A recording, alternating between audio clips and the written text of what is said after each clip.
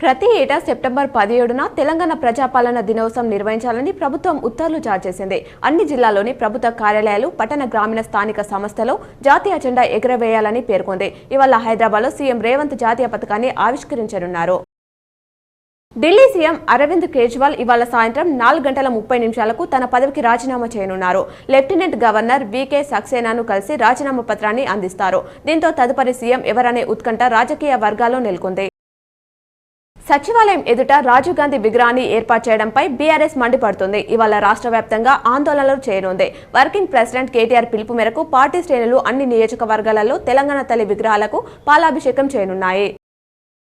కామారెడ్డిలో వినాయకునికి లడ్డు రికార్డు ధర పలికింది. కామారెడ్డి హౌసింగ్ బోర్డులోని సంకష్ట గణపతి దేవాలయంలో నిర్వాహకులు లడ్డు వేలంపాట నిర్వహించారు. కాగా బీఆర్ఎస్ సంస్థ ప్రతినిధి సంతోష్ ₹2,79,000 లడ్డును వేలంపాటలో దక్కించుకున్నారు.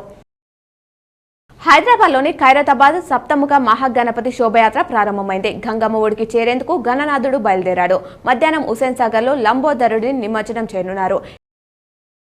కామారెడ్డి జిల్లా కేంద్రంలో ధర్మశాల వద్ద సోమవారం రాత్రి గణేష్ నిమజ్జన శోభయాత్ర జిల్లా కలెక్టర్ ఆశీష్ ఎస్పీ సింధు శర్మ జెండా ఊపి ప్రారంభించారు. ఈ సందర్భంగా కలెక్టర్ మాట్లాడుతూ గణేష్ నిమజ్జన శోభయాత్ర శాంతియుతంగా నిర్వహించుకోవాలని సూచించారు. నిజామాబాద్ ప్రెస్ క్లబ్ గణేష్ మండలి నిమజ్జన శోభయాత్ర సోమవారం రాత్రి జర్నలిస్టులు ఘనంగా నిర్వహించారు. వినాయక బావిలో గణనాథ ప్రతిమను నిమజ్జనం చేశారు. గణేష్ నిమజ్జనాల దృష్ట్యా బాసర గోదావరి బ్రిడ్జిపై నుంచి పబ్లిక్ ట్రాన్స్పోర్ట్ కు అనుమతి లేదని అదనపు కలెక్టర్ కిరణ్ కుమార్ తెలిపారు.